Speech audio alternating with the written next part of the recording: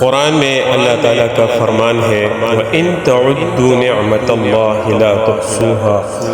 اللہ تعالیٰ نے جو انعامات آپ لوگوں پر کیے ہوئے ہیں اگر ان کو آپ لوگ گننا چاہو تو نہیں گن سکو گے۔ اتنی بے شمار نعمتیں اللہ تعالیٰ نے آپ لوگ کو دی ہوئی ہیں، تو ان نعمتوں میں رہ کر اللہ تعالیٰ کی یہ نعمتیں استعمال کر کے اور اسی میں ہم اللہ جل شانہ کو راضی کریں۔ جس نے اللہ کو راضی کیا وہ کامیاب ہو گیا، جس نے اللہ کو ناراض کیا اس نے دونوں جہانوں میں ناکامی کا سودا کیا، جو اس دنیا میں بھی ذلت اور رسوائی کا ذریعہ ہے اور قیامت میں ہمیشہ کے لیے ناکامی کا سبب ہے۔